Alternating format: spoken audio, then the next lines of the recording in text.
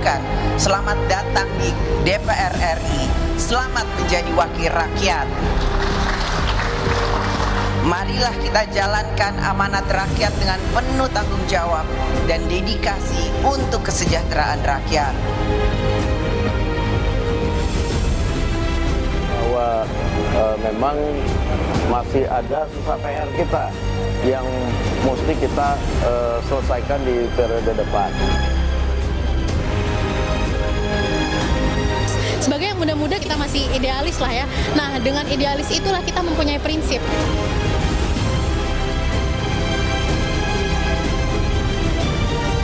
Kalau kita bicara jumlah anggota DPR baru selalu ada. Tetapi apakah ada perubahan besar? Tidak juga. Ini bukan masalah baru atau lama. Ini masalah sistem, ini masalah budaya. Yang baru-baru ini akhirnya juga ngikut yang senior deh.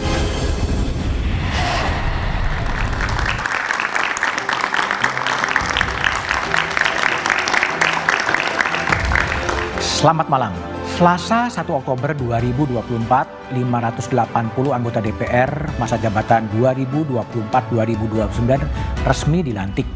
Dari 580 anggota, 307 diantaranya merupakan wajah lama yang sebelumnya sudah pernah menjadi anggota. Sementara sisanya sebanyak 273 lainnya atau 47% dari total anggota adalah pendatang baru.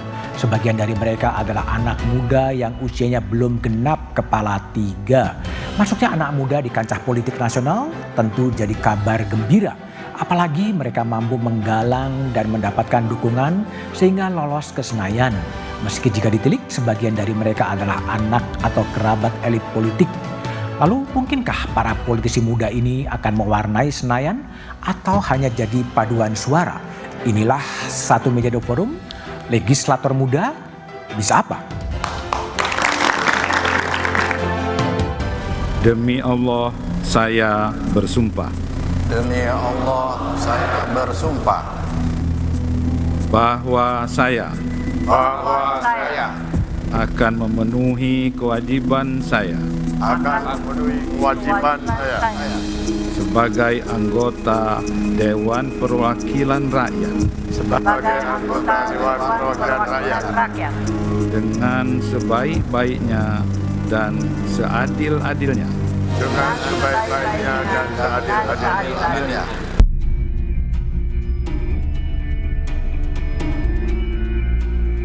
Satu Oktober 2024, sebanyak 580 anggota DPR RI masa jabatan 2024-2029 resmi dilantik.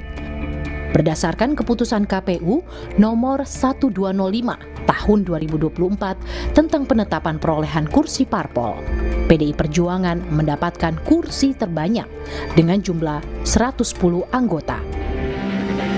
Dari 580 anggota DPR yang dilantik, 307 diantaranya merupakan wajah lama yang sebelumnya sudah pernah menjadi anggota DPR RI.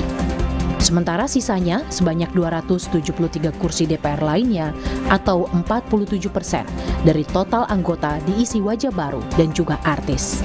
Mereka diantaranya ada Once Mekel, Ahmad Dhani, Pasha Ungu, Melly Guslau, Nafa Urbach, Verrel Bramastya hingga Denny Cagur.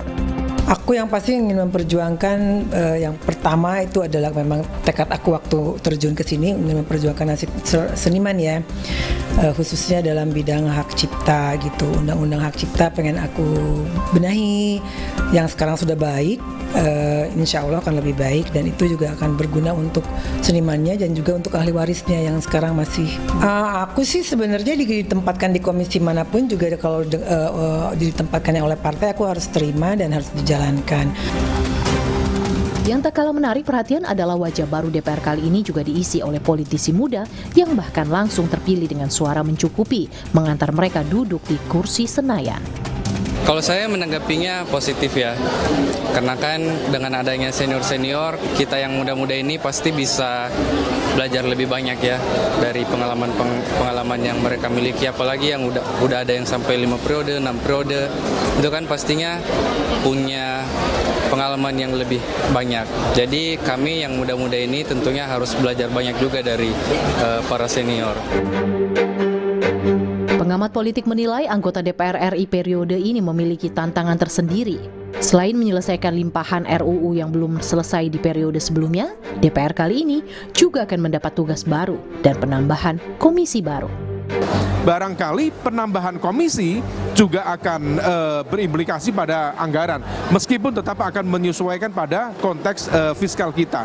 Ya, yang perlu kemudian menjadi perhatian adalah anggota DPR juga harus memahami bahwa situasinya ekonomi negara sedang mengalami stagnasi tadi itu, sedang tidak dalam sebuah situasi ekonomi yang betul-betul tidak baik-baik saja gitu. Artinya ya jangan berekspektasi yang macam-macam, jangan kemudian nanti meminta jatah anggaran yang berlebih. Dengan ambang batas parlemen sebesar 4%, Pileg Februari lalu akhirnya mengantarkan 8 partai politik duduk di Senayan. Dengan jumlah fraksi yang lebih sedikit, mungkinkah DPR periode ini mampu menyelesaikan semua tugas dan target prolegnas?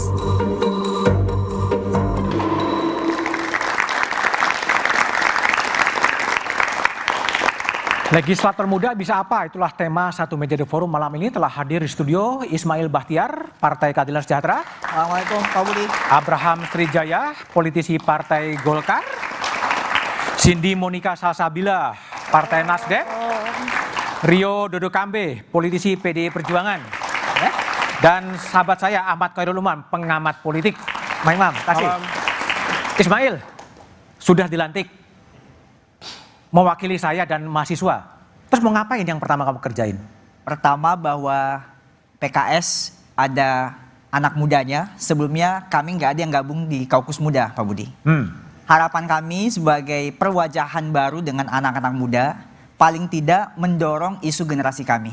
Bahwa anak-anak muda yang setara, anak-anak muda yang berdaya, anak-anak muda yang kemudian mampu berkontribusi untuk bangsa dan negara. 3 hal itu paling tidak mungkin kalau kita tarik kesimpulan, kami ingin mendorong bagaimana hadir konteks kebutuhan yang paling substansi paling tidak adalah bagaimana kebutuhan pendidikan terpenuhi. Anda sendiri mau ngapain ketika jadi anggota DPR? Pertama bahwa kehadiran kami tentu bisa mendorong makin banyak rancangan undang-undang yang berpihak kepada masyarakat.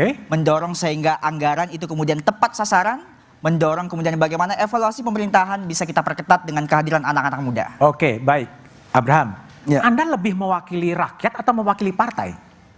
Tentunya mewakili rakyat. Nah, kita sendiri sebagai anak muda secara umum yang kita ingin lakukan adalah mengembalikan kepercayaan publik terhadap DPR. Bagaimana caranya? Yaitu secara umum melakukan transparansi dan akuntabilitas. Jadi apa yang kita lakukan harus kita report kepada publik, termasuk pemasukan kita maupun terkait dengan rancangan undang-undang ke depan yang akan kita buat. Itu secara umum.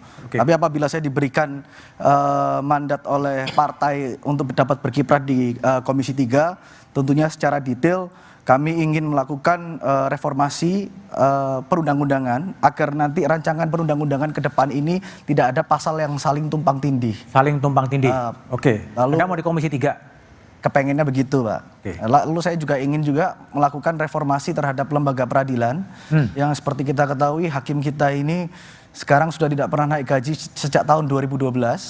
Dan bahkan Hakim Agung di Mahkamah Agung itu hanya ada 47, Pak. Sehingga setiap tahun. Tapi kan ditolak DPR waktu Komisi Yudisial kemarin.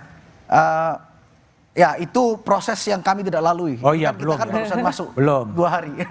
Jadi kita berharap kehidupan para hakim di Indonesia ini bisa lebih baik.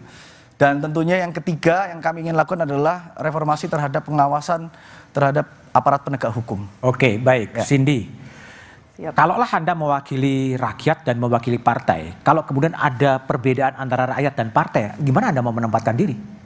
Pertama gini, memang kita tahu bahwa kita ini menggunakan partai sebagai kendaraan kita. Tapi back again, dalam kinerja kita ini Dewan Perwakilan Rakyat, bukan Dewan Perwakilan Partai. Dan tentu bukan Dewan Perwakilan Partai ya? Ya, dan tentu secara komunikasi non formal kita ketika itu bertentangan dengan partai bisa think tank dulu, sefraksi.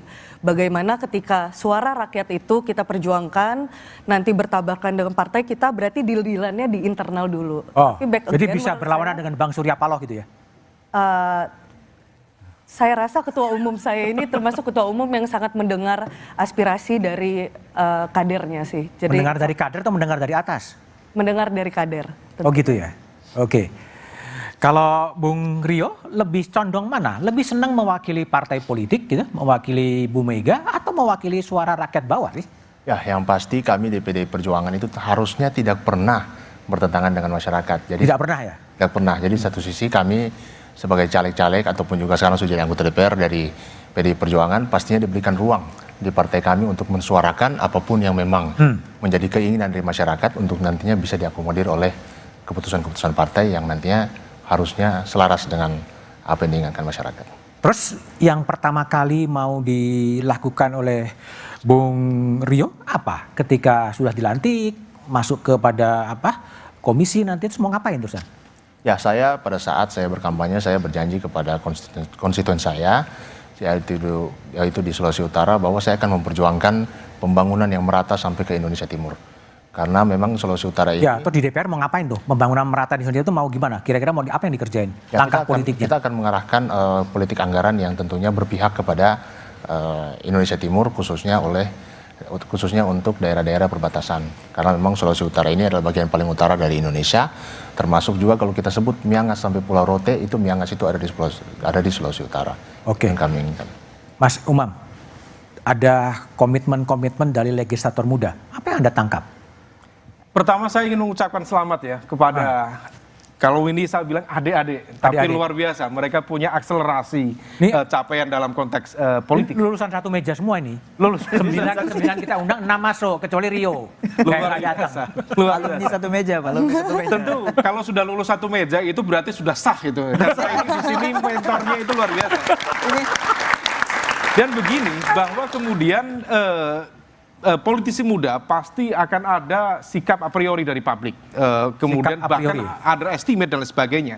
Tetapi dengan tadi disampaikan komitmen, saya pikir itu akan menjadi sebuah jawaban. Meskipun hasil dari jawaban itu tetap harus kita tes, seberapa kemudian hal itu memiliki impact terhadap proses politik ke depan, terutama dalam proses legislasi.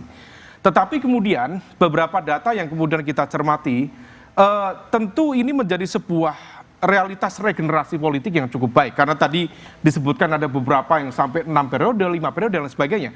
Kalau kemudian kita merujuk pada data sejumlah lembaga think tank, Litbang Kompas juga kemarin menyampaikan bahwa setidaknya kalau misal kita ambil politisi muda yang masuk di komposisi saat ini, praktis ada sekitar 87 politisi muda.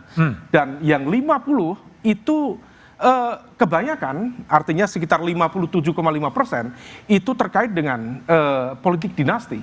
Artinya ini kemudian memunculkan pertanyaan publik bahwa jangan-jangan apakah kemudian ini nanti teman-teman menjadi representasi dari kekuatan rakyat, suara rakyat, ataukah akan tetap menjadi Korea-Korea yang kemudian menjalankan apa yang menjadi titah partai dan kepanjangan dari politik dinasti yang sebenarnya juga cukup problematik, terutama dalam konteks rekrutmen politik di level kaderisasi yang sebenarnya menghambat di level itu.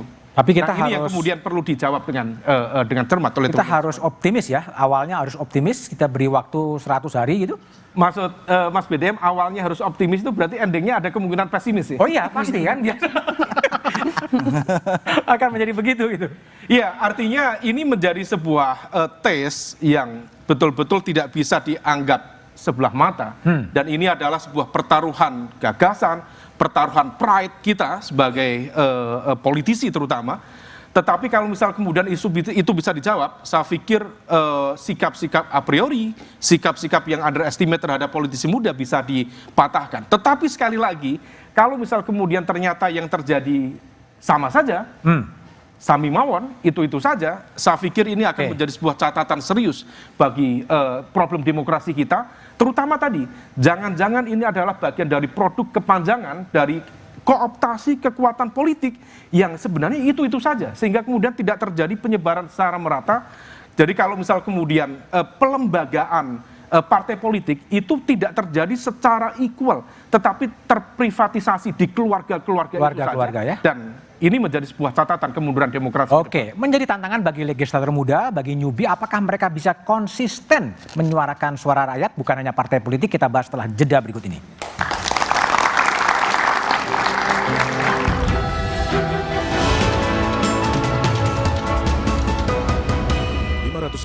anggota Dewan Perwakilan Rakyat telah resmi dilantik. Di antaranya para anggota legislatif berusia muda. Mereka diharapkan bisa menepati janji membawa aspirasi rakyat ke Senayan. Apa yang akan dilakukan setelah menjadi anggota DPR? Dan bagaimanakah wajah DPR 5 tahun mendatang di tangan para legislator muda? Simak pembahasannya dalam Satu Meja The Forum, Rabu 2 Oktober pukul 8:30 malam, live di Kompas TV. 580 anggota Dewan Perwakilan Rakyat telah resmi dilantik. Di antaranya para anggota legislatif berusia muda. Mereka diharapkan bisa menepati janji membawa aspirasi rakyat ke Senayan. Apa yang akan dilakukan setelah menjadi anggota DPR? Dan bagaimanakah wajah DPR 5 tahun mendatang di tangan para legislator muda?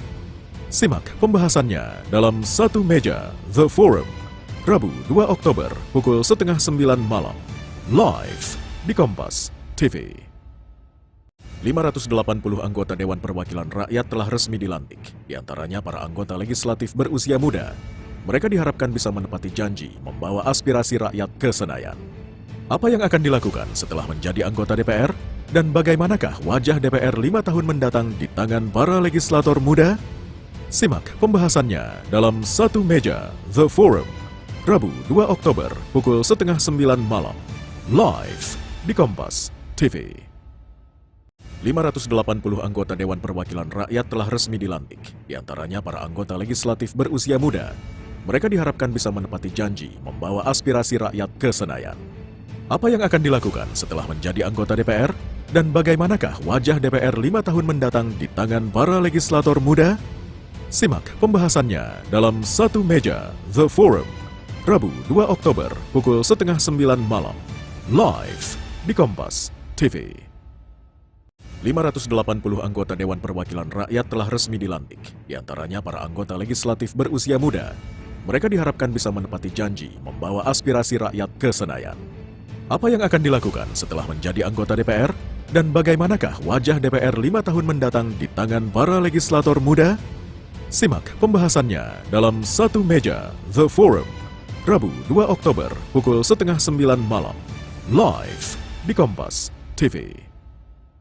580 anggota Dewan Perwakilan Rakyat telah resmi dilantik. Di antaranya para anggota legislatif berusia muda. Mereka diharapkan bisa menepati janji membawa aspirasi rakyat ke Senayan. Apa yang akan dilakukan setelah menjadi anggota DPR? Dan bagaimanakah wajah DPR 5 tahun mendatang di tangan para legislator muda?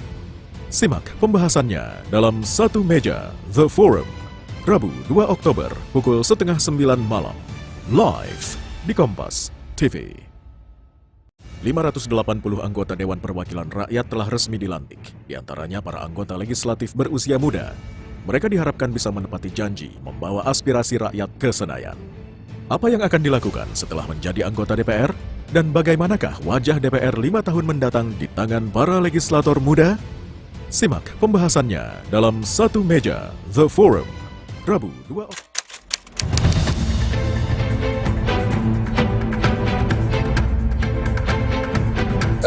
Harapannya semoga bisa lebih merepresentasikan apa yang menjadi keresahan dari anak-anak muda di Maluku. Untuk memprioritaskan agenda-agenda yang menjadi prioritas anak muda itu sendiri, seperti salah satunya adalah tingkat pengangguran di Maluku yang semakin masih banyak. Tolong utamakan suara rakyat dan tolong singkirkan dulu keinginan-keinginan pribadi dan keinginan partai. Itu. Saya berharap anak muda yang ada di Senayan itu tetap kritis, tetap menjaga kritisannya, dan tidak terbawa oleh arus-arus yang buruk. Saya berharap untuk mereka yang mewakili daerah di Senayan pada saat ini kiranya tidak menutup mata terhadap isu-isu yang terjadi di daerah. Semua hal yang sudah direncanakan dan sudah dijanjikan kepada rakyat agar bisa terrealisasikan dengan baik untuk kepentingan dan kesejahteraan rakyat.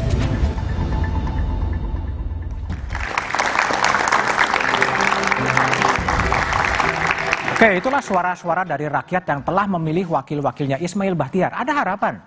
Tetap kritis, jangan terbawa arus lah menjadi 5D, duduk diam gitu. Gimana? Saya mau bilang Pak Budi bahwa sebenarnya kan kehadiran orang-orang muda di DPR ini bukan hal yang baru. Periode sebelumnya juga banyak anak-anak muda. Yang mungkin membedakan adalah era dan pendekatannya. Oke. Saya ingat betul bagaimana proses putusan MK yang terakhir dengan hadirnya alarm peringatan yang kemudian akhirnya mengubah ketetapan itu. Alarm peringatan memperingati DPR ya, balik ya? Memperingati keputusan yang dikehendaki oleh rakyat. Artinya bahwa keberpihakan itu sebenarnya masih ada. Kalau ditanya ke saya, lalu apakah kemudian ini akan kami lakukan? Saya dengan segala keyakinan bahwa apa yang ada hari ini, pemanfaatan platform sosial media akan kami optimalkan. Supaya suara-suara rakyat itu tetap tersalurkan. Apa yang menjadi kehendak mereka tetap kita bisa penuhi. Jadi sosial media akan menjadi partai sosial media? Bukan partai, Pak. Ini adalah platform. Wasi partai? Ya, kurang lebih bagaimana suara-suara rakyat itu bisa kita kanalisasi dari sana. Dan buat saya ini eranya, ini adalah metodenya, ini adalah pendekatannya. Karena kalau kita bicara usia, ya 5 tahun yang lalu, 10 tahun yang lalu, bahkan 20 tahun yang lalu juga ada anak-anak mudanya. Ada orang-orang muda juga yang mengisi DPR. Dan saya punya keyakinan bahwa ini akan menjadi satu bentuk baru bagaimana kemudian perubahan itu bisa hadir. Harapan kami bisa menjadi bagian daripada agen-agen yang menghadirkan perubahan itu. Oke, baik. Bung Abraham, gimana? Tetap kritis seperti suara-suara dari bawah, tapi Anda berhadapan dengan ketum Pak Bahlil. Kalau beda pandangan gimana gitu? Jadi begini, memang seperti yang saya kampanyekan kemarin, saya percaya bahwa pemilu kali ini yang melahirkan anak-anak muda ini adalah the beginning of new era. The beginning of new era? New era. Artinya apa? Memang dari dulu banyak anak muda yang sudah mencoba untuk masuk, bahkan sudah masuk. Tapi perbedaan sekarang adalah sebagian besar masyarakat kita ini sudah jauh melek media sosial. Itu yang bisa akan menjadi jembatan antara anggota DPR, lembaga DPR itu sendiri terhadap rakyat. Contohnya, let's say pembahasan rancangan undang-undang. Pembahasan rancangan undang-undang untuk mendapatkan simpati publik dan melibatkan partisipasi publik bisa dipost di website, bahkan bisa juga dilakukan dengan memberikan jadwal sidang. Sehingga masyarakat juga ikut serta dalam pembahasan rancangan undang-undang tersebut. Tapi sekali lagi saya lumayan yakin bahwa kita tidak akan berseberangan karena khususnya Partai Golkar, karena Partai Golkar adalah suara rakyat, adalah suara Golkar. Waduh, semua partai akan begitu ya? Oh, kebetulan moto kita, Pak. Oke, baik. Cindy, banyak PR yang ditinggalkan oleh DPR lama ya, undang-undang itu banyak sekali yang diinginkan rakyat, RUU perampasan aset, dibahas pun enggak gitu loh. Anda mau ngapain terhadap isu itu? Tentu Nasdem sendiri adalah partai yang berkomitmen untuk menindaklanjuti korupsi. Kenapa? Saya kasih contoh ini. Ada resep baru nggak? Tidak. Ketika saya mencalek kemarin, itu setiap caleg itu menandatangani fakta integritas bahwa pertama kita tidak boleh korupsi, yang kedua penyalahgunaan narkoba, dan yang ketiga pelecehan seksual. Sehingga apapun nanti, tentu kita yang muda ini berkomitmen untuk membahas itu, mengkaji itu secara detail, dan juga mendorong agar ini tidak hanya menjadi tahap pembahasan tapi juga disahkan. Jadi kalau RUU yang diharapkan publik yang belum diapa-apain sampai sekarang, Cindy mau ngapain? Saya salah satunya nge-highlight UU Hukum Adat sih, RUU Hukum Adat. Karena ini lebih dari 10 tahun tidak juga disahkan, dan juga salah satu concern dapil saya itu masalah pembangunan itu pasti terhambat dengan masalah tanah ulayat. Dengan harapannya Partai Nasdem sudah mendorong RUU ini menjadi prolegnas prioritas. Kita mau memperjuangkan ini sehingga nanti masyarakat itu bisa mendapatkan haknya, tidak hanya masalah tanah adat tetapi juga hak lingkungan hidup, hak dalam mengelola sumber daya alam, dan masih banyak lagi. Oke, Rio, salah satu kritik publik terhadap DPR itu adalah meaningful participation, keterlibatan publik untuk membahas, ikut didengarkan, dan dikembalikan feedback argumen DPR apa. Nah, Anda sebagai legislator baru, muda ya, terus bagaimana akan menempatkan meaningful participation dari publik dalam konteks pembahasan undang-undang itu? Ya, kalau saya melihat sebenarnya meaningful participation itu bisa ada kekhawatiran karena memang masyarakat terasa apa yang kita bahas itu tidak sesuai dengan apa yang mereka inginkan. Terus Anda mau ngapain? Ya tentunya kita akan berkomitmen sama seperti yang disampaikan teman saya bahwa sosial media ini memang menjadi sarana kita melihat sebenarnya apa yang diinginkan oleh masyarakat, dan itu harus kita suarakan.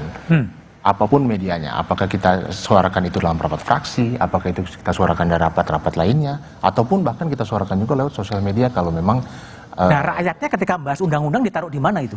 Bagaimana? Rakyatnya ketika undang-undang mau dibahas itu ditaruh di mana? ditaruh di kita harus tahu apa yang masyarakat mau. Jadi memang kita harus rajin turun ke lapangan, kita harus rajin turun ke konstituen, tapi juga sama seperti tadi sosial media memang harus kita pantau terus, Pak. Supaya kita tahu memang apa yang benar-benar mayoritas masyarakat itu suarakan di lapangan. Baik, Umam. Jadi kalau Mas Umam lihat meaningful participation, ya itu kan selalu kritik publik. Seakan-akan Dewan Perwakilan Rakyat itu sudah menjadi wakilnya rakyat kan. Kemudian ya dia aja putusin sendiri kan. Tanpa lagi mendengar suara-suara rakyat. Apa yang harus dikerjakan oleh legislator muda ini? Ya, tentu ini menjadi wake up call dalam konteks komitmen ya. Tadi disampaikan oleh teman-teman itu tentu secara teoritik meaningful participation itu sangat penting. Meskipun evaluasi dalam 10 tahun terakhir yang terjadi bukan meaningful, tetapi meaningless. Meaningless, nggak didengar rakyat itu sebenarnya. Karena tren terjadinya autocratic legalism, terutama dalam konteks rancangan undang-undang yang cukup strategis, itu sering terjadi dan hampir melibatkan semua partai. Jadi kalau misal kemudian kita cek satu persatu undang-undang KPK, undang-undang Omnibus Law, undang-undang IKN, dan lain sebagainya, partai-partai yang ada ini, dari teman-teman yang sudah menyampaikan komitmen, juga perlu mengevaluasi internalnya. Karena ternyata dalam proses dinamika politiknya, tidak banyak melakukan apa yang disebut dengan critical assessment, menjalankan apa yang menjadi skenario ya, dalam tanda kutip, sehingga kemudian meaningful itu tidak terjadi. Kalau misal kemudian argumen tentang social media, saya pikir social media itu socially engineered dan juga politically engineered. Dan kita tahu ada bot di sana, ada cyber troops di sana, dan memang tidak mudah. Meskipun kalangan masyarakat sipil sudah bersuara, akademisi sudah bersuara, tetapi sekali lagi tidak banyak terdengar, dan kemudian ketika pengambilan keputusan itu dilakukan dalam ruang-ruang gelap. Saya pikir apa yang terjadi dengan undang-undang KPK dilakukan praktis tidak ada 2 minggu, sekompleks itu, termasuk undang-undang Omnibus Law, sama sekali tidak melibatkan elemen-elemen buruh, sehingga terjadi gerakan yang luar biasa. Kemudian yang lain-lain dan lain sebagainya, IKN misalnya, praktis seminggu, praktis tidak ada kemudian satu proses engagement yang memadai. Nah, oleh karena itu yang disampaikan teman-teman tadi, jangan sampai itu kemudian menjadi teori di atas kertas. Maka pertaruhan di sinilah yang kemudian menjadi ajang pembuktian bagi teman-teman. Apakah menjadi bagian dari orde lama seperti yang kemudian terjadi selama ini, ataukah akan menjadi tadi bagian dari simbol perubahan, ataukah yang berubah-ubah terus. Nah, ini yang kemudian perlu pembuktian selanjutnya. Oke, silakan Abraham. Bukan meaningful, tapi meaningless. Rakyat itu nggak didengar sama sekali. Oke, jadi yang tadi saya seperti yang sampaikan adalah salah satu solusi di mana rancangan undang-undang itu bisa diupload ke website dan bisa dilihat jadwal sidangnya. Dan yang kedua bisa dilakukan adalah membuka forum komunikasi dialog dengan publik secara online maupun offline. Dan yang paling ekstrim adalah memasukkan peraturan bahwa harus ada partisipan publik dalam perancangan undang-undang. Tapi itu dengan konsekuensi tentunya perancangan undang-undang itu akan membutuhkan jangka waktu yang lebih lama. Oke. Nah, itu kira-kira menurut saya apa yang bisa dilakukan. Saya sedikit cerita ya. Kalau misal yang ditawarkan seperti itu tentu baik-baik saja, tidak ada yang salah. Tetapi dari pihak kesekjenan juga sebenarnya sudah melakukan itu.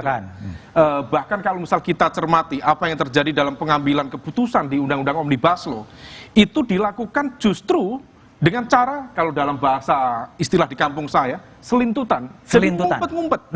Ada dilakukan tim kecil di Puncak, tim kecil di Bekasi, tim kecil, sampai pada satu momentum diambillah keputusan di paripurna. Artinya kalau misal dalam konteks teori, that's good. Tetapi fakta dinamika di lapangan tidak semudah itu. Ya.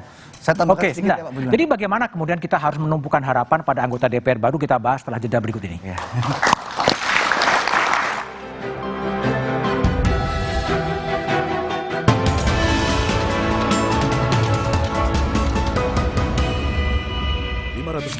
Anggota Dewan Perwakilan Rakyat telah resmi dilantik, diantaranya para anggota legislatif berusia muda. Mereka diharapkan bisa menepati janji membawa aspirasi rakyat ke Senayan. Apa yang akan dilakukan setelah menjadi anggota DPR? Dan bagaimanakah wajah DPR 5 tahun mendatang di tangan para legislator muda? Simak pembahasannya dalam Satu Meja The Forum, Rabu 2 Oktober pukul 8:30 malam, live di Kompas TV. 580 anggota Dewan Perwakilan Rakyat telah resmi dilantik, diantaranya para anggota legislatif berusia muda. Mereka diharapkan bisa menepati janji membawa aspirasi rakyat ke Senayan. Apa yang akan dilakukan setelah menjadi anggota DPR? Dan bagaimanakah wajah DPR 5 tahun mendatang di tangan para legislator muda? Simak pembahasannya dalam Satu Meja The Forum, Rabu 2 Oktober pukul 8:30 malam, live di Kompas TV. 580 anggota Dewan Perwakilan Rakyat telah resmi dilantik, diantaranya para anggota legislatif berusia muda. Mereka diharapkan bisa menepati janji membawa aspirasi rakyat ke Senayan. Apa yang akan dilakukan setelah menjadi anggota DPR? Dan bagaimanakah wajah DPR 5 tahun mendatang di tangan para legislator muda? Simak pembahasannya dalam Satu Meja The Forum, Rabu 2 Oktober pukul 8:30 malam, live di Kompas TV. 580 anggota Dewan Perwakilan Rakyat telah resmi dilantik, diantaranya para anggota legislatif berusia muda. Mereka diharapkan bisa menepati janji membawa aspirasi rakyat ke Senayan. Apa yang akan dilakukan setelah menjadi anggota DPR? Dan bagaimanakah wajah DPR 5 tahun mendatang di tangan para legislator muda? Simak pembahasannya dalam Satu Meja The Forum, Rabu 2 Oktober pukul 8:30 malam, live di Kompas TV. 580 anggota Dewan Perwakilan Rakyat telah resmi dilantik, diantaranya para anggota legislatif berusia muda. Mereka diharapkan bisa menepati janji membawa aspirasi rakyat ke Senayan. Apa yang akan dilakukan setelah menjadi anggota DPR? Dan bagaimanakah wajah DPR 5 tahun mendatang di tangan para legislator muda? Simak pembahasannya dalam Satu Meja The Forum, Rabu 2 Oktober pukul 8:30 malam, live di Kompas TV. 580 anggota Dewan Perwakilan Rakyat telah resmi dilantik, diantaranya para anggota legislatif berusia muda. Mereka diharapkan bisa menepati janji membawa aspirasi rakyat ke Senayan. Apa yang akan dilakukan setelah menjadi anggota DPR? Dan bagaimanakah wajah DPR 5 tahun mendatang di tangan para legislator muda? Simak pembahasannya dalam Satu Meja The Forum, Rabu 2 Oktober pukul 8:30 malam, live di Kompas TV. 580 anggota Dewan Perwakilan Rakyat telah resmi dilantik, diantaranya para anggota legislatif berusia muda. Mereka diharapkan bisa menepati janji membawa aspirasi rakyat ke Senayan. Apa yang akan dilakukan setelah menjadi anggota DPR? Dan bagaimanakah wajah DPR 5 tahun mendatang di tangan para legislator muda? Simak pembahasannya dalam Satu Meja The Forum, Rabu 2 Oktober pukul 8:30 malam, live di Kompas TV. 580 anggota Dewan Perwakilan Rakyat telah resmi dilantik, diantaranya para anggota legislatif berusia muda. Mereka diharapkan bisa menepati janji membawa aspirasi rakyat ke Senayan. Apa yang akan dilakukan setelah menjadi anggota DPR? Dan bagaimanakah wajah DPR 5 tahun mendatang di tangan para legislator muda? Simak pembahasannya dalam Satu Meja The Forum, Rabu 2 Oktober pukul 8:30 malam, live di Kompas TV. 580 anggota Dewan Perwakilan Rakyat telah resmi dilantik, diantaranya para anggota legislatif berusia muda. Mereka diharapkan bisa menepati janji membawa aspirasi rakyat ke Senayan. Apa yang akan dilakukan setelah menjadi anggota DPR? Dan bagaimanakah wajah DPR 5 tahun mendatang di tangan para legislator muda? Simak pembahasannya dalam Satu Meja The Forum, Rabu 2 Oktober pukul 8:30 malam, live di Kompas TV. 580 anggota Dewan Perwakilan Rakyat telah resmi dilantik, diantaranya para anggota legislatif berusia muda. Mereka diharapkan bisa menepati janji membawa aspirasi rakyat ke Senayan. Apa yang akan dilakukan setelah menjadi anggota DPR? Dan bagaimanakah wajah DPR 5 tahun mendatang di tangan para legislator muda? Simak pembahasannya dalam Satu Meja The Forum, Rabu 2 Oktober pukul 8:30 malam, live di Kompas TV. 580 anggota Dewan Perwakilan Rakyat telah resmi dilantik, diantaranya para anggota legislatif berusia muda. Mereka diharapkan bisa menepati janji membawa aspirasi rakyat ke Senayan. Apa yang akan dilakukan setelah menjadi anggota DPR? Dan bagaimanakah wajah DPR 5 tahun mendatang di tangan para legislator muda? Simak pembahasannya dalam Satu Meja The Forum, Rabu 2 Oktober pukul 8:30 malam, live di Kompas.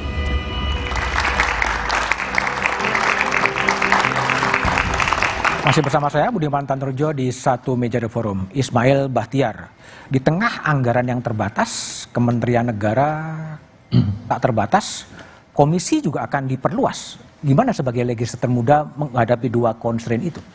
Pertama memang saya harus sampaikan ke Pak Budi bahwa ini antara kuantitas dan kualitas sebenarnya.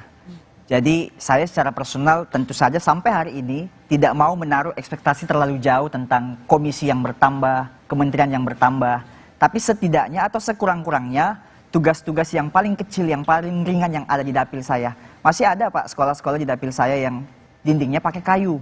Masih ada Pak guru-guru di tempat dapil saya yang hanya digaji 35.000 per jam. Artinya Anda mau mengatakan apa? Lebih bagus mengerjakan pekerjaan bawah? Lebih baik saya fokus ke hal-hal yang kecil tapi bisa berimpact daripada menaruh harapan dan ekspektasi terlalu besar. Tapi satu hal bahwa sebagai kelembagaan yang sifatnya akumulasi, kami tentu tidak akan melepas peran bahwa hal-hal yang strategis tentu akan kami dorong, tentu akan kami kawal, sehingga apapun itu judulnya adalah berjuang untuk kepentingan orang banyak insya Allah. Posisi politik Anda setuju dengan kementerian negara yang ditambah dan komisi yang ditambah? Saya belum dalam kapasitas harus menyampaikan itu karena ini belum terjadi, tetapi yang pasti bahwa pimpinan fraksi kami, pimpinan partai kami, selama ini pengalaman 10 tahun menjadi oposisi selalu memikirkan dan berpihak terhadap apa yang menjadi agenda masyarakat, bukan agenda partai, bukan agenda kepentingan atau golongan. Oke, baik. Abraham, pertanyaannya sama. Anggarannya terbatas, kementeriannya diperluas tanpa batas, komisinya pun akan diperluas juga. Gimana? Ya, kalau saya tergantung ya. Tergantung apa? Tergantung penambahan kementerian itu kementerian apa aja dan untuk apa saja. Karena apa? Memang betul yang disampaikan Mas Budiman, penambahan kementerian itu sudah pasti menambah SDM, menambah anggaran, dan lain-lain itu sudah pasti. Tapi kembali lagi, apakah penambahan kementerian ini bisa efektif dan efisien untuk mengeksekusi sehingga membuat program-program yang mensejahterakan rakyat? Karena saya beri contoh di luar negeri seperti di Amerika itu kementeriannya banyak sekali. Dan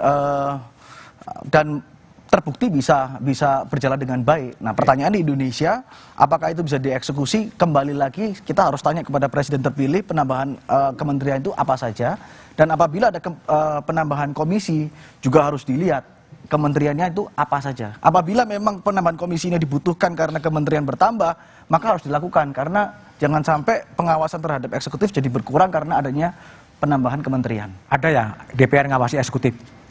Memang harus itu tugas. Harus itu. Oke, baik. Cindy, sama pertanyaannya, tapi saya sedikit balik. Kadang-kadang ada sebuah teori yang mau coba dibangun, semakin banyak kementerian, potensi korupsinya itu makin besar. Gimana? Kalau saya sendiri, pertama, ditambah pun atau tidak pun, dengan komposisi yang sekarang mau ditambah pun komisi, itu balik lagi ke kita, bagaimana kita menjalankan fungsi baik dari pengawasan, legislasi, dan anggaran sesuai dengan peraturan undang-undang yang ada. 3 komisi aja sebetulnya? Legislasi, pengawasan, dan anggaran? Tentu ini perlu kajian yang mendalam karena kita baru aja 2 hari masuk, kita masih beradaptasi. Harusnya yang baru itu mendekonstruksi sebetulnya. Ya kan? Tetapi yang saya ingin tekankan dan saya rasa sependapat dengan teman-teman di sini adalah ada dengan komposisi komisi yang sekarang maupun bertambah, tentu kita harus memperhatikan kualitas kinerja kita dan juga di satu sisi berapapun komisinya kita tetap harus fokus dan terarah. Kualitas kinerja diukurnya dari mana? Kinerja DPR itu? Kinerja DPR tentunya sesuai dengan yang kita bahas dari tadi, bagaimana caranya kita itu apapun fungsi kita membawa kesejahteraan untuk masyarakat. Oh, itu kesejahteraan bukan eksekutif loh, tugasnya menjalankan masyarakat? Tentu juga harus dikolaborasikan dengan kita yang ada di DPR. Oke, Rio, ada yang berbeda nggak dengan 3 legislator yang lain? Soal menteri yang di era sekarang kan jumlahnya nggak terlalu banyak, kan kemudian akan dilebarkan tanpa batas gitu loh. Kecenderungan kekuasaan itu power tend to corrupt sebetulnya. Gimana Anda mencoba menjebak constraint seperti itu? Ya kalau kemarin ini kan sebelum undang-undang ini berubah jadi peraturan berubah jadi tanpa batas, kemarin kan ada nomornya, ada jumlahnya. Sekarang dilepas akhirnya sampai batas. Nah, saya rasa ini baru pertama kali kita akan menerapkan ini, dan kuncinya memang ada di efektivitas dan efisiensi. Jadi nantinya saya harap tentunya kita bisa di DPR, tugas kita sebagai salah satunya adalah fungsi pengawasan anggaran itu tadi. Kita harus menentukan nantinya kira-kira pada saat jumlah menteri sekian sudah dilantik, apakah jumlah itu memang akhirnya sesuai dengan efisiensi anggaran itu. Kalau misalnya nanti tidak sesuai, ya berarti kita harus harus tekankan bahwa ternyata jumlah yang paling efisien adalah sekian menteri. Jumlahnya hanya sekian puluh saja dan tidak bisa lagi tanpa batas. Oke, baik. Mas Umam, saya ingin lihat Anda sebagai scholar ya. Ini ada gejala yang menarik ya. Undang-undang Dewan Pertimbangan Presiden yang awalnya dibatasi jumlahnya sekian tanpa batas. Undang-undang Kementerian Negara yang awalnya jumlahnya ditentukan sekian, 34, tanpa batas. Semuanya menjadi tanpa batas. Apa yang Anda baca dari politik hukum yang sedang terjadi? Iya, ini menjadi sebuah gejala yang semakin memperkuat karakter majoritarian presidentialism. Memang dalam konsep majoritarian presidentialism atau presidensialisme secara umum, otoritas kekuasaan presiden memang harus diperkuat. Tetapi ketika kemudian batasan-batasan itu dihilangkan, seolah kemudian memberikan keleluasaan tanpa check and balances yang memadai. Nah ini yang kemudian harus menjadi wake up call, terutama dari partai-partai. Karena fungsi pengawasan itu memang sangat-sangat diperlukan.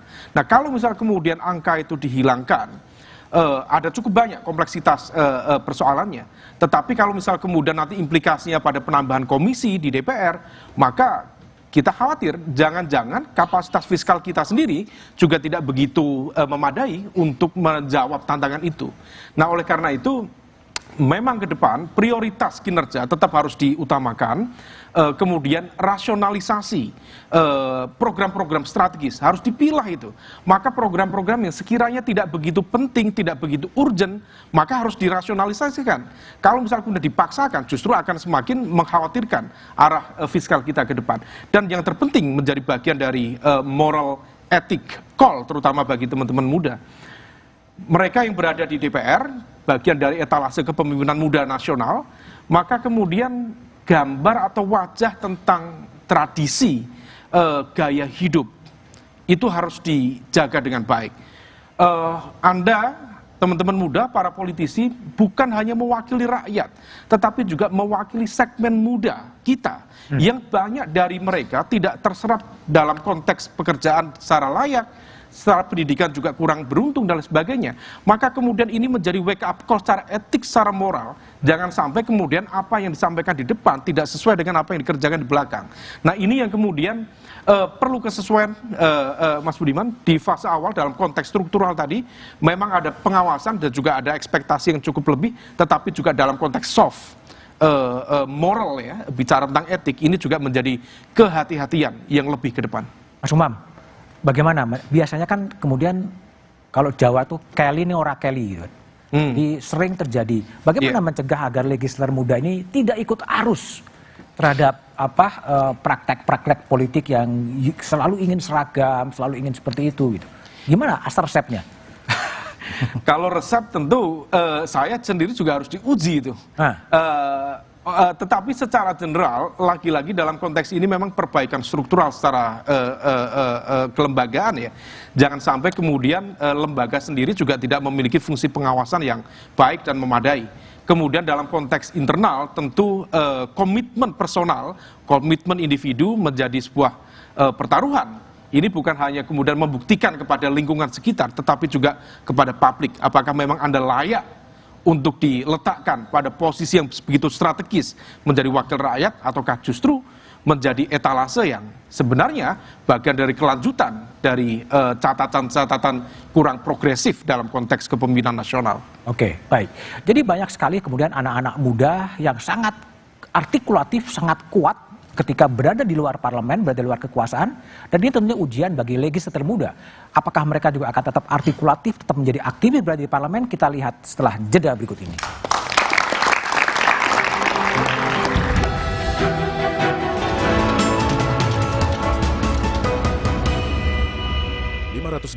Anggota Dewan Perwakilan Rakyat telah resmi dilantik. Di antaranya para anggota legislatif berusia muda.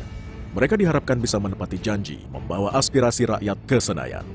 Apa yang akan dilakukan setelah menjadi anggota DPR? Dan bagaimanakah wajah DPR 5 tahun mendatang di tangan para legislator muda?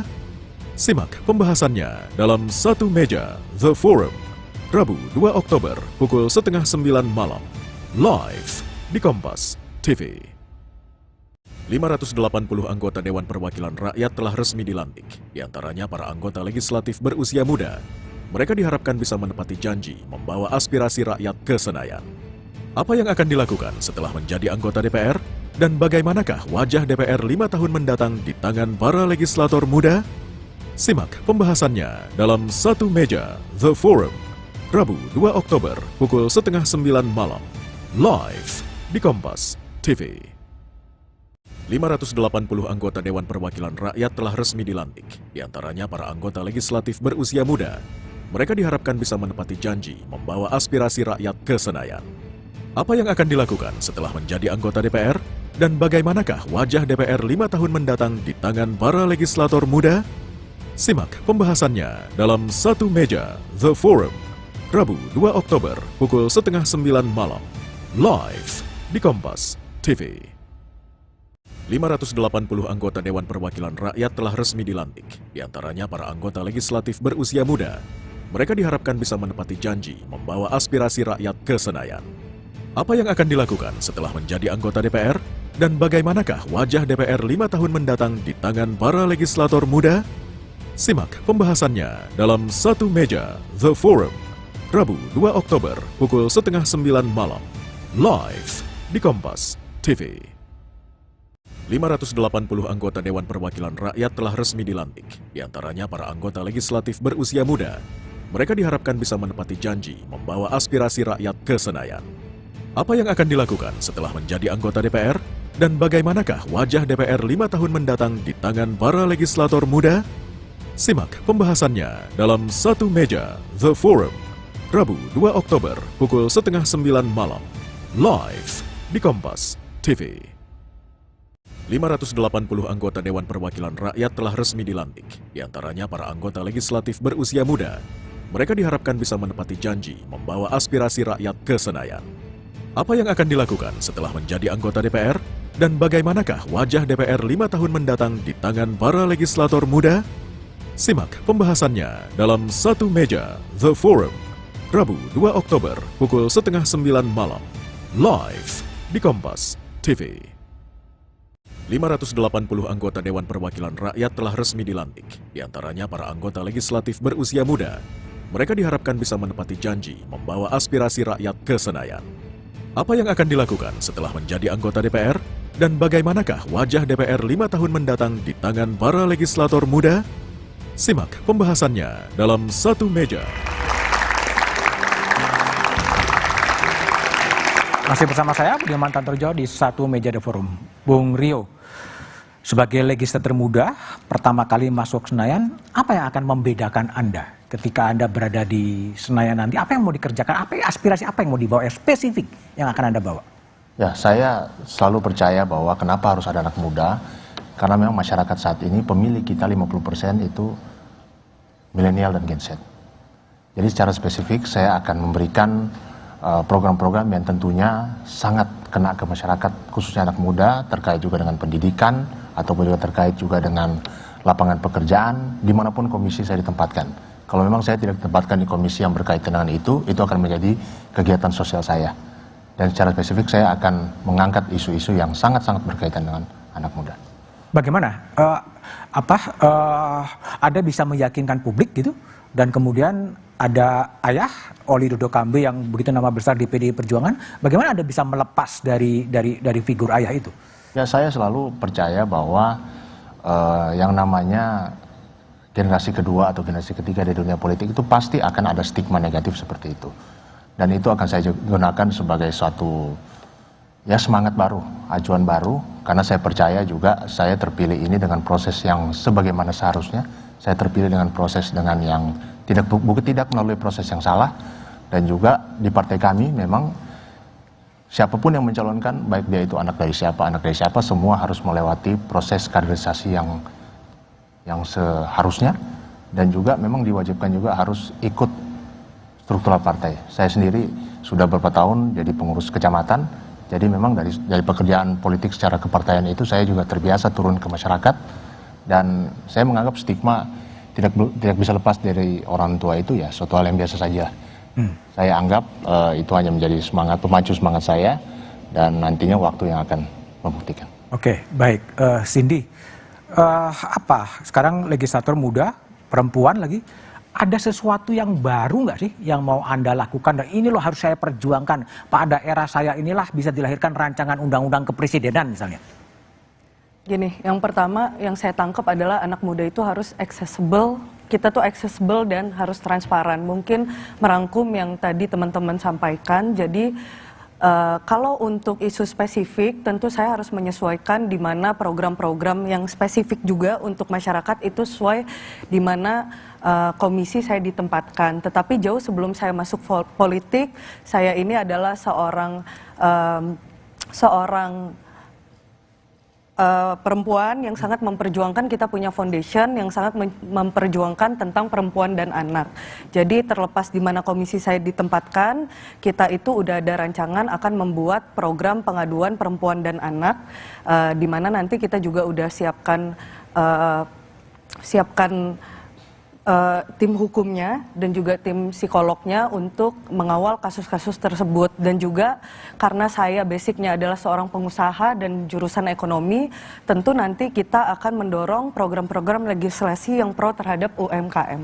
Terima kasih. Oke, kalau Abraham yang kelihatannya berlatar belakang lawyer ya, dan keinginan kalau dikabulkan akan berada di Komisi 3 gitu. Setiap hari Kamis itu ada aksi Kamisan di depan istana yang menuntut pengadilan soal HAM itu diselesaikan. Anda akan menemui mereka juga? Tentunya kita akan menemui bukan hanya mereka ya, semuanya pada umumnya. Tapi yang kita inginkan ke depan ini seperti yang tadi katakan Pak pengamatnya, siapa namanya? Umam. Mas Umam, sorry. Tadi kan beliau menyampaikan bahwa ini sudah yang kemarin-kemarin ini nggak seperti ini loh. Nah, ini yang ingin saya sampaikan mungkin ya inilah tugas kita sekarang, karena ini tugas kita yang sekarang, kita tidak mau seperti yang dulu-dulu. Kurang lebih seperti apa itu. Persisnya tidak mau seperti yang dulu-dulu itu apa yang mau dikerjakan oleh Abraham Srijaya? Imam mengatakan bahwa oh ya ini rancangan undang-undang KPK diselesaikan dalam waktu 2 minggu. Iya, 2 minggu. Nah, lebih cepat lebih baik. Nah, enggak ya? Gini, di DPR ini kan sifatnya kolektif kolegial. Oh. Ya kan, kita nggak bisa berdiri sendiri. Tapi paling tidak yang kita bisa lakukan di era yang sekarang dengan banyaknya anak muda yang masuk, dan itu tanggung jawab kita. Paling nggak kita bisa menginformasikan kepada publik, paling nggak kita bisa minta partisipasi publik. Salah satunya juga dengan menemui orang-orang yang ada demo di DPR. Demo di DPR. Ya. Oke. Kalau Ismail Bahtiar, apa yang mau dibawakan ya? Agar sedikit berbeda ini loh, anak muda jadi legislator gitu kan, muncul sosok dulu seperti Husni Tamrin yang pidatonya sangat menarik gitu kan, sosok seperti Marzuki Darusman, sosok seperti Oka Mahendra. Nah, Anda mau bagaimana misalnya? Saya mau bilang ke Pak Budi bahwa saya tertarik dengan koreksi yang disampaikan oleh Mas Umam tadi, bahwa saatnya DPR sebagai kelembagaan dan orang-orang yang bermukim di dalamnya wake up call. Saya ingin menyampaikan memori saya 5 tahun, 10 tahun yang lalu Pak Budi. 10 tahun yang lalu kakak saya, kartu keluarga saya masih terdaftar sebagai penerima manfaat keluarga prasejahtera. Dan 5 tahun ketika saya menjabat atau diberikan amanah oleh rakyat, mandat oleh rakyat ketika di DPRD Provinsi, akhirnya berhasil mendorong beberapa kebijakan-kebijakan. Dan saya ingin menyampaikan bahwa ternyata fakta itu berhasil menurut saya, dalam persepsi saya, berhasil saya sampaikan hari ini dengan terjadinya peningkatan suara yang signifikan. Jadi kalau Pak Budi tanyakan, lalu apa yang kemudian saya mau lakukan? Setidaknya melanjutkan semua perjuangan yang pernah saya lakukan di DPRD Provinsi 5 tahun yang lalu. Di DPR mau ngapain? Salah satunya mungkin Pak Budi yang akan sangat saya perhatikan adalah isu pendidikan. Orang-orang masih banyak belum bisa bersekolah, orang-orang masih banyak karena keluarga keterbatasan, akhirnya mereka nggak mampu membiayai kuliah. Dan saya pernah merasakan itu. Tes itu ada pada saya 5 tahun yang lalu. Makanya saya berkeyakinan bahwa saya yakin betul secara pribadi insya Allah bisa memanfaatkan momentum ini, bisa memanfaatkan kesempatan ini dalam rangka memperbaiki keadaan dan memenuhi hajat hidup orang banyak. Iya, isu pendidikan, tapi persisnya tindakan politik apa yang akan diambil oleh Ismail? Dulu, apakah revisi undang-undang pendidikan atau apa yang mau dikerjakan? Saya harus bilang bahwa terlalu besar ketika saya harus bahas tentang revisi itu di 2 hari masa jabatan ini. Tapi secara pemikiran saya, secara personal, tidak atas nama institusi, saya mau mendorong bagaimana kemudian orang yang tidak bisa berkuliah karena keterbatasan anggaran bisa berkuliah. Lalu langkahnya apakah akan mengubah kebijakan undang-undang, itu kita akan pikirkan berdasarkan kesepakatan yang tadi disampaikan oleh Mas Abraham. Ini adalah kesepakatan secara kumulatif, karena kami adalah kelembagaan yang terikat oleh fraksi. Oke, baik. Mas Umam, ini kalau dia lihat kan ada kesepakatan antar elit, ya, antar fraksi, antar ketua umum yang kalau istilahnya kan Korea kan berkonsultasi lagi. Lalu apa yang prioritas, apa yang harus dikerjakan oleh legislator muda menurut Anda sekarang agar ada sesuatu yang baru dan ada harapan yang baru mungkin di 2 bulan setelah dilantik? Ya, spektrumnya memang sangat luas, Mas Budiman. Tetapi yang terpenting adalah teman-teman politisi muda harus mencari contrasting image. Apa yang membedakan mereka daripada legislator-legislator yang lebih senior. Nah, baik secara komitmen moral, secara integritas, secara sikap kritis terhadap kebijakan. Misalnya tadi Mas Bram menyampaikan tentang komitmen untuk penguatan ya penegak hukum. Per hari ini KPK dilemahkan. Partai-partai diam saja itu. Nah, ini menjadi sebuah pertanyaan serius misalnya terhadap masing-masing partai politik. Nah, ini yang kemudian harus dicarikan titik bedanya. Kalau misal bisa menemukan titik beda itu, saya pikir itu akan menjadi sebuah warna yang jauh lebih menghadirkan harapan ya. Tetapi kalau misal tidak, tentu ini akan menjadi sebuah catatan panjang bagi kelangsungan demokrasi ke depan. Yang pasti, dulu Soekarno mengatakan, berikan aku 10 pemuda, maka akan aku guncang dunia. Pak Jokowi sudah menyumbang 3. Nah, selanjutnya terserah mereka. Tapi gini, contrasting image, apa dong? Kasih dong contoh yang mungkin lebih konkret sehingga itu bisa ditiru. Apa yang mau diambil? Ya, misalnya terkait dengan konteks bagaimana melakukan tadi ya, meaningful participation. Jangan kemudian dalam proses mencari aspirasi dari masyarakat itu hanya melibatkan pada segmen-segmen tertentu yang sebenarnya sudah kita bisa prediksi ini arahnya seperti apa. Tetapi silakan datang ke simpul-simpul kekuatan stakeholders, ke NGO, ke akademisi, ke para peneliti, ke media yang tentu memiliki spektrum yang sangat luas dan sangat kaya. Kalau misal kemudian itu bisa dilakukan, maka pengambilan keputusan publik, kebijakan publik bisa dilakukan secara meaningful. Tapi kalau misal tidak, ya itu hanya kong kali kong dari para kekuatan elit dan ya tidak akan jauh berbeda dengan apa yang terjadi selama ini. Oke, mudah-mudahan tidak jadi kong kali kong ya. Terima kasih semuanya telah hadir di Satu Meja di Forum. Kehadiran DPR muda dan baru adalah fakta. Namun yang lebih penting adalah bagaimana DPR tidak menjadi tukang stempel pemerintah, melainkan menyuarakan derita rakyat. DPR harus punya compassion terhadap kesulitan rakyat. Demikian Satu Meja di Forum malam ini. Sampai jumpa pekan depan. Selamat malam dan terima kasih.